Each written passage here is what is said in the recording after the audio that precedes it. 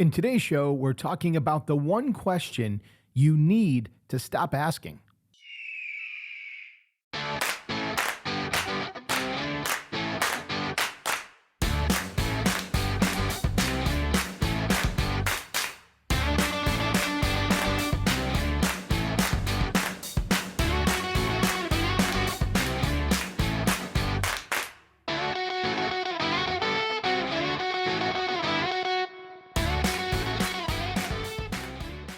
Hey everyone, welcome into Magnolia Photography SC. I'm Jeff House and I'm a wildlife photographer in Charleston, South Carolina.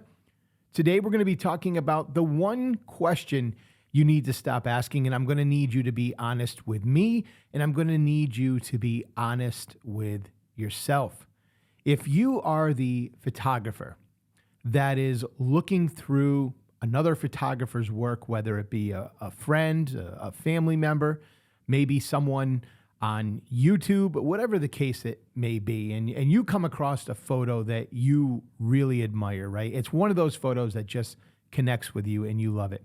Are you the photographer that reaches out to this person and says, hey, man, I love your photo. What were your settings? What were your settings for this shot? I need to know.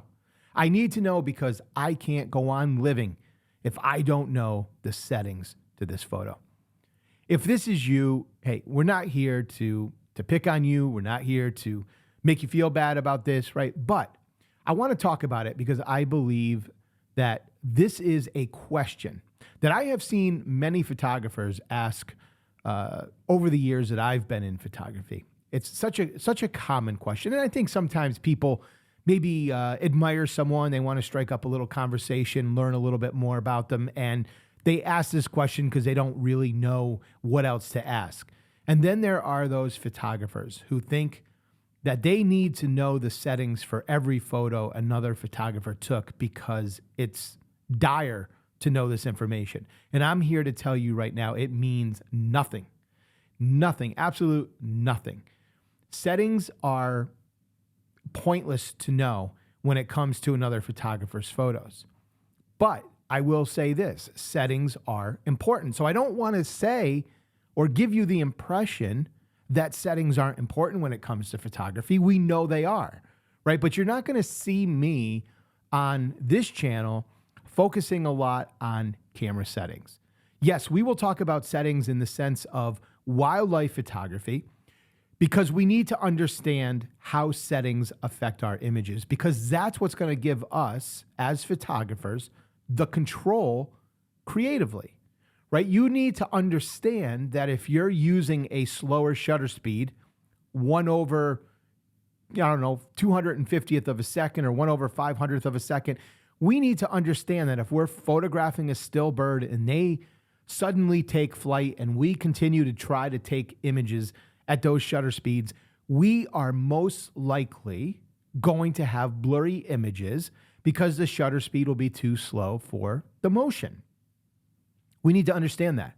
We need to understand that if we want to freeze the action of a flying bird or a very, an animal running or moving very quickly, we need to understand what kind of shutter speed we need in order to freeze that action, right? Those are key things to know. Now, you can go for that kind of that holy grail that many people go for, right? Where maybe you don't want something completely frozen. I tend to like that look a lot, but I also do have moments where I like to try to capture something where the eyes and the face are completely in focus, but maybe the wings of the bird have a little bit of blur to them. And so it creates a little bit of that more dynamic look, right? So I do like that as well. But as a photographer, you need to understand what type of animal or bird you're photographing, how quickly they tend to move, and at what shutter speed range do you need to be in if you want to try to create that more dynamic look. If you want the face to be in focus, but you want part of the body to be blurred or something along those lines. Sometimes you can even go for a completely blurry photo, but the way you do it in a panning motion or whatever the case may be can create a super dynamic and maybe, I guess, a little bit more abstract type of photo.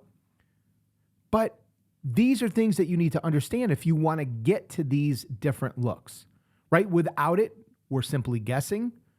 We get there by luck, and we can't reproduce those results because we don't know how we got there in the first place. So that's why settings are important, right? So that's why we need to understand shutter speed when it comes to wildlife photography. We also need to understand aperture because we need to understand how we can create some more background blur if that's what we're going for, because we want to create a little bit more separation of our subject to our background.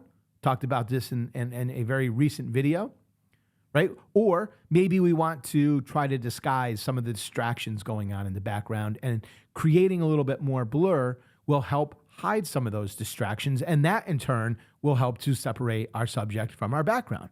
Those are important things to understand. We need to understand the importance of ISO in our cameras, right? We've talked a lot about this on this channel. We need to understand that if we're taking a picture at, let's just say, 10,000 ISO, if we take a picture using a shutter speed of 1/2500 or 1/250, are we going to have a difference in the noise value in that photo? And the answer is, of course we are. When we go to 1/250 over a second, we're allowing more light into the camera. And when we allow more light into the camera, we reduce the shadow areas in our picture. And reducing the shadow areas, especially when using higher ISOs, is going to allow us to reduce the noise in the photo. And it's going to give us just a better overall quality of an image. Now, of course, we're back to shutter speed. We can only do that. We can only use those slower shutter speeds if our animal's really not moving, right? We need to make sure that they're pretty static, or they're moving very little, or at a very slow pace. But we need to understand these things. I can't stress that point enough. We need to understand these settings because these are the settings that we, as photographers, are going to change. They're the settings that we're going to manipulate so that we can produce the types of photos that we're looking for. This could change on a daily basis. You know, some days you go out and you just have a certain vibe in mind, right? And you try to create photos along the line of what you're envisioning that day, what you're feeling that day. But you might go out tomorrow and, you know, maybe you want everything frozen perfectly in motion, right? You want crisp, sharp detail. You want to be able to see every little feather on that bird. Whatever the case is, it doesn't matter. But the only way to do that and to do it repeatedly and with consistency is to understand those settings. Now, this question of, hey, what settings were you using when you took that picture? This might seem like an innocent question, right? It might seem like, oh, what's the big deal? Just asking what the settings are, right? Just want to know how they got there. And I think deep inside, again, this is where you got to be honest with yourself. I think you're really asking that question, or a lot of photographers are asking that question because they think that that's going to get them to where they want to be to create one of those images that they consider to be, wow, that's an amazing image. And it's not. And in fact, I would argue that having this question in the back of your mind and constantly asking this question to other photographers is actually limiting you. It's actually smothering your creativity as a photographer because you're so focused on the settings and you're so focused on what someone else used. And I can guarantee when you go out to take pictures the next time, you're going to get in a situation and you're going to start dialing in those settings because you think that you're suddenly going to produce an image that looks just like that. I will give you any image in my catalog right now. I will give you the settings and I will promise you, you will not make it look like the photo that is in my catalog. And that's not to say that I did something wonderful or something that you can't reproduce. What I'm saying, though, is that you are not going to be in the same location that I was in when I took that photo. And even if you are, even if you're sitting in the exact same spot with the exact same camera angle and the exact same everything, the only thing that is going to be different is going to be the lighting of the day that you're there. The sun angle will probably be different, right? There'll be different amounts of light because there's going to be different amounts of clouds in the sky. There might be different atmospheric conditions going on, right? The day you go, maybe there's more haze in the air, or maybe there's less haze in the air. There's so many things with wildlife photography that are going to change. It doesn't matter what my settings are. You need to know how those settings work, because you might see a photo that I've taken that you really like, and you think, I kind of like that look. I like that vibe. All right, that's great. Take that and make it your own, but make it your own because you understand how to work your camera. You understand the settings, and you're going to look at my photo and you're going to go, okay, those wings are perfectly sharp, right? There's no blur to that. Everything about the bird is sharp. No blur to that. I like that. It's got a little darker, moodier feel. So what am I going to do for that? Right? How am I going to create that? Well, you got to understand settings in order to be able to do that. Knowing my settings doesn't matter because the conditions are always, always going to be different. So this is what, in my opinion, is limiting many photographers from really, moving through the process of getting better and really getting to, to becoming a better photographer, realizing more of your potential because you're so worried about the settings of someone else. And when you get stuck in that mindset, you are not learning those things that are going to help you grow as a photographer. You're only going to try to learn settings and try to reproduce something. And again, when you do, you might get lucky, but that's exactly what it's going to be. It's going to be lucky, right? And we need the knowledge in order to be able to create those things. Those are two very important things. And really how this came up is someone asked me this question recently, and I was basically saying the same things to them. I was, they're like, well, what did you do? How did you get that? What were your settings? And I said, I'll tell you, but this is like one of my biggest pet peeves is when people ask this question because it doesn't matter what my settings were. And I used to see this in wedding photography all the time.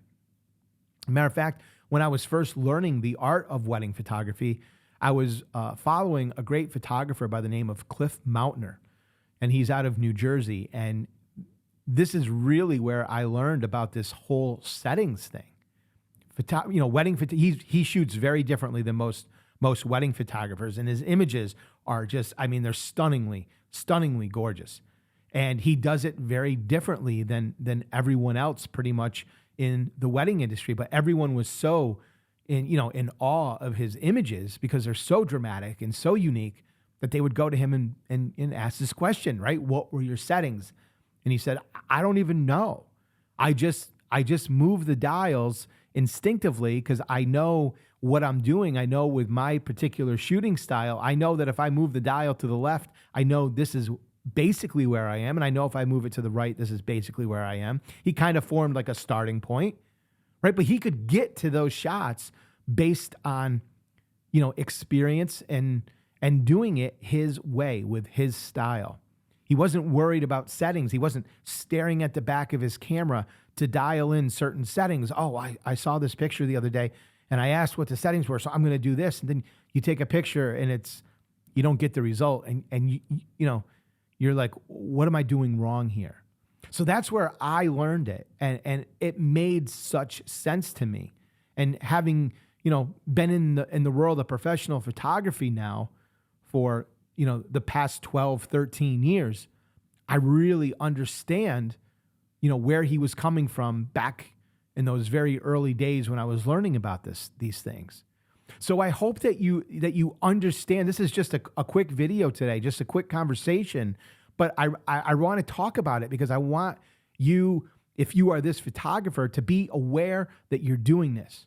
And I want you to try to stop doing that. And I want you to become more focused on understanding your settings and what you need to do with those settings to create the photos that you want to create. What's your style?